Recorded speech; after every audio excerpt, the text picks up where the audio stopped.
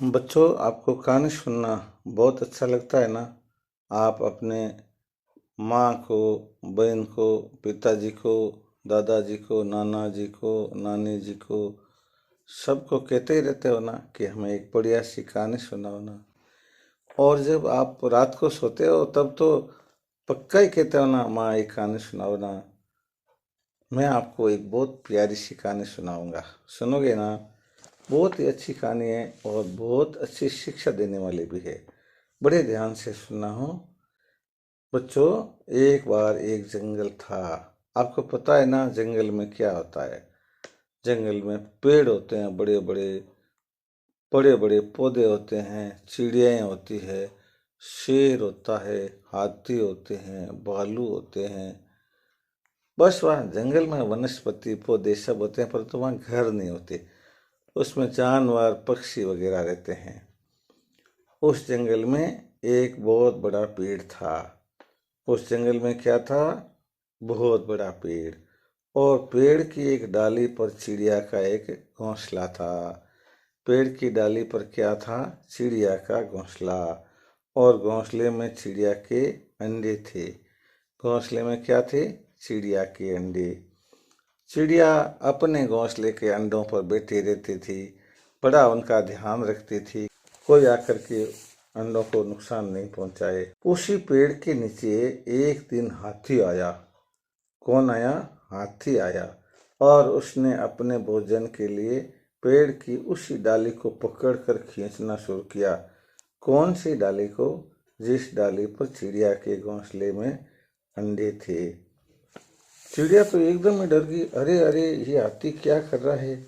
इसने यदि जोर से इस डाली को खींच लिया तो मेरा तो घोंसला गिर जाएगा और मेरे तो अंडे नीचे गिर जाएंगे और अंडे फूट जाएंगे। इसलिए उसने तुरंत हाथी से कहा, वो वहीं पे थी चिड़िया घोंसले के पास में, हाथी को बताया कि वो जिस डाली को खाने के लिए खींच रहा है उस डाली पर उसका घोंसला है और घोंसले में अंडे है। इसलिए वो डाली को छोड़ दे और नहीं तोड़े और अपने भूख मिटाने के लिए किसी दूसरे पेड़ की डाली को जाके तोड़ ले। और जब मेरे ये घोंसले हैं, इसमें अंडे हैं, बड़े हो जाएंगे, पक जाएंगे, उनमें से बच्चे निकल जाएंगे। और जब बच्चे भी बड़े होकर जाएंगे और बच्चे उड़ जाएंगे, उस समय में इसको तोड़ लेना। हाँ बच्चों, चिड़िया ने हाथी को क्या कहा? चिड़िया हाथी से बोली, जब मेरे घोंसले के अंडे पक जाएं एवं उनमें से बच्चे निकलकर बाहर आ जाएं और वह बच्चे भी बड़े होकर के उड़ जाएं और जब मेरा घोंसला खाली हो जाए तो तुम इस डाली को तोड़ करके खा लेना। परंतु बच्चों, आपको पता है हाथी को तो अपनी ताकत का बड़ा घमंड था ना। उसने मन में सोचा, ये चिड़िया कितना छोटा जीव है, मेरे विशाल का यानी बड़े शरीर के सामने इसकी क्या औकात है। यदि मैं इसकी बात नहीं मानूंगा तो भी ये मेरा क्या बिगाड़ लेगी। इस प्रकार से हाथी को घमंड आ गया। और जब घमंड आ जाता है तो अंधा हो जाता है। कोई भी इंसान हो चाहे कोई जानवर हो, और फिर वो दूसरे के दुख को नहीं समझता है। बच्चों, दूसरे को दुख को नहीं समझना अच्छी बात है क्या? नहीं, अच्छी बात नहीं है। हाथी ने चिड़िया से बोला, तुम्हारे घोंसले और अंडों से मुझे क्या लेना देना, बस मुझे तो डाली तोड़नी है और खा करके मेरी भूख मिटानी है। हाथी ने गुस्से में झटके के साथ पेड़ की वही डाली अपनी सूंड में लपेटकर जोर से खींची जिस पर चिड़िया का घोंसला था। बच्चों, हाथी ने क्या किया? हाथी ने अपने सूंड में लपेट करके उस पेड़ की डाली को जोर से खींचा। कौन सी डाली को?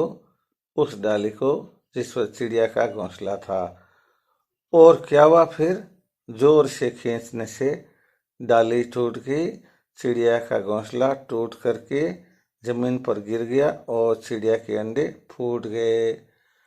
अब चिड़िया छोटा जीव होने से और हाथी की तुलना में बहुत ही छोटी होने से कुछ नहीं बिगाड़ सके हाथी का, और वो बैठ करके रोने लगी। रोने के अलावा उसके पास क्या बचा था? परंतु जब चिड़िया की रोने की आवाज़ जंगल में चिड़िया के एक मित्र कठफोड़वे को सुनाई दी। तो वो दौड़ता दौड़ता आया और आकर के चिड़िया को पूछा कि बहन आप क्यों रोती है, क्या बात होगी। बच्चों जानते हो कठफोड़वा क्या होता है? कठफोड़वा एक चिड़िया से थोड़ा सा बड़ा पक्षी होता है। उसकी चोंच बहुत ही तीखी होती है और वह अपनी चोंच की चोट से किसी भी पेड़ के अंदर छेद करके अपना घोंसला पेड़ के तने के अंदर बना लेता है। जब वो कभी भी कहीं भी बैठा होता है और पेड़ की लकड़ी पर चोटें लगाता होता, खट खट खट खट ऐसे आवाज सुनाई देती है, तब हमें पता चल जाता है कि हाँ यहाँ कोई कठफोड़वा है। चिड़िया ने कठफोड़वे को हाथी की करतूत बताई एवं उसको सबक सिखाने की योजना तैयार करने के लिए कहा इस हाथी ने मेरे अंडों को फोड़ दिया है, मैं इसको सबक सिखाना चाहती हूँ कि किसी दूसरे का बुरा करने पर किस तरह का नुकसान भुगतना पड़ता है।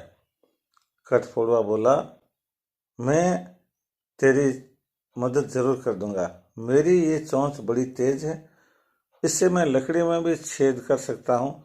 तो ये हाथी क्या है, मैं इस हाथी की दोनों आंखें मेरी इस तेज चोंच की चोट लगा करके फोड़ दूंगा। चिड़िया बोली, बहुत अच्छी बात है, कुछ तो सबक इसको मिल ही जाएगा अंधा होने से। परंतु उसके साथ ही कठफोड़वे ने बताया कि मेरी एक मित्र है मधुमक्खी, और मधुमक्खी की ये खासियत होती है कि वो जब हाथी के कान के पास में जाकर के बन बन बन बन इस तरह की आवाज करती है, बड़ा मधुर संगीत बजाती है, तो हाथी उस मधुमक्खी की बीन बजाने की आवाज पर मस्त हो जाता है और फिर वो हिलता नहीं है। इसलिए मुझे जब इसकी आंखें फोड़नी होगी तो हाथी अपना सिर नहीं हिलाएगा, केवल बीन बजाने की आवाज सुनता रहेगा और मैं तुरंत ही मेरा काम कर दूंगा। एक एक चोट हाथी की दोनों आंखों में लगाऊंगा और हाथी की आंखें फोड़ दूंगा और हाथी अंधा हो जाएगा। बच्चों, कठफोड़वे ने क्या कहा? कठफोड़वे ने कहा कि उसकी एक मित्र है मधुमक्खी, और मधुमक्खी क्या करेगी? कानों में हाथी के बीन बजाएगी और उससे क्या होगा? हाथी मस्त होके स्थिर हो जाएगा, हिलेगा नहीं। और उस समय में फिर कठफोड़वा क्या करेगा? हाथी की दोनों आंखों में अपने तेज चोंच से चोट लगा करके हाथी को आंखें फोड़ करके और अंधा बनाएगा। फिर कठफोड़वे ने अपने मधुमक्खी दोस्त थी उसको बुलाया। मधुमक्खी ने कहा, हाँ मैं आपकी मदद करूंगी, क्योंकि चिड़िया आपकी दोस्त है और मेरे आप दोस्त हो, इसलिए भाई दोस्त का दोस्त कौन होता है? दोस्त। बहुत अच्छा।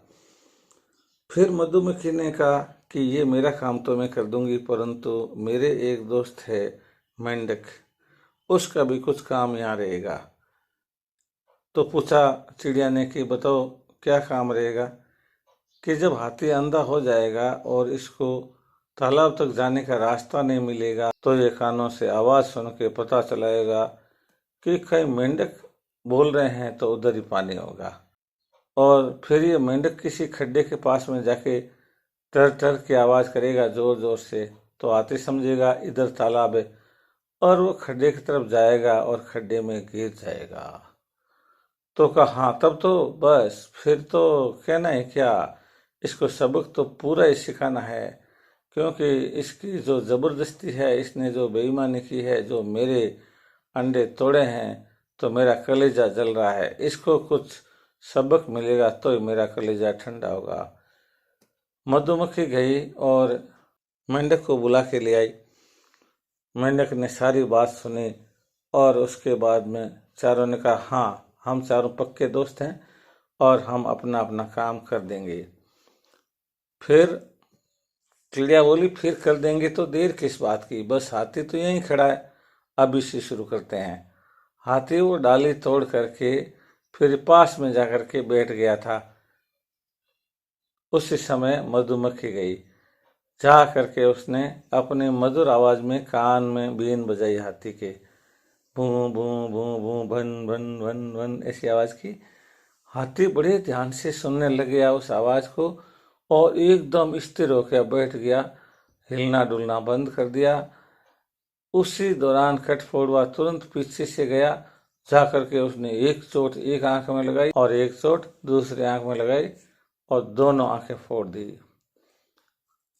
आ गया वापस खटफोड़वा और खटफोड़वन का चलो आधा काम तो हो गया। मेंढक बोला कोई बात नहीं, आप चिंता मत करो, बाकी काम मैं कर दूंगा, अब मेरा काम है। थोड़ी देर हुई, हाथी रोता रहा, उसको कुछ भी नहीं दिखा और उसको जब प्यास लगी तो तालाब उसको नहीं दिखाई दिया, इसलिए उसने अपने कानों से आवाज सुनना चाहा कि कहीं मेंढक बोल रहे हो तो वहां पानी होगा। वही मेंढक आगे जाकर के कोई बड़े खड्डे के पीछे बैठ गया और वो अपने आवाज में टर टर टर टर ऐसे बोलने लगा। परंतु उस मेंढक ने सोचा कि मैं अकेला बोल रहा हूं तो हाथी को सुनाई देगा या नहीं, इसलिए उसने अपने 30-40 दोस्तों को बुला लिया और सब एक बड़े से पत्थर के ऊपर बैठ करके टर टर टर टर। बच्चों, मेंढक कैसे बोलने लगे? टर टर टर टर ऐसे। और हाथी को सुनाई दिया। हाथी ने देखा, अरे यहाँ तो बहुत से मेंढक बोल रहे हैं, यहाँ तो पानी बहुत ज़्यादा होगा, इसलिए वो प्यास लगने के कारण से लंबे लंबे डग भरता भरता जल्दी जल्दी उधर गया।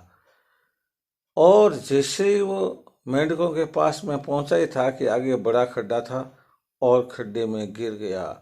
खड्डे में गिरते ही हाथी को तो समझ में कुछ नहीं आया, परंतु दोस्तों को समझ में आ गया कि हाँ, हाथी का बदला ले लिया है।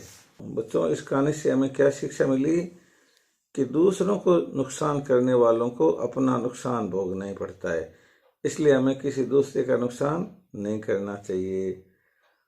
दूसरे को छोटा समझ करके अपने ताकत के बल पर बिना मतलब उसको परेशान भी नहीं करना चाहिए।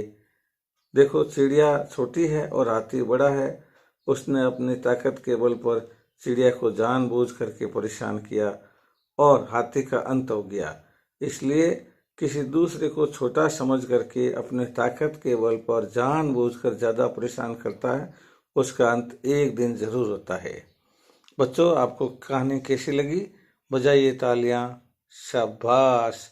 और भी आपको बढ़िया सी कहानी और भी सुनाएंगे, तब तक के लिए आप बस आराम कीजिए।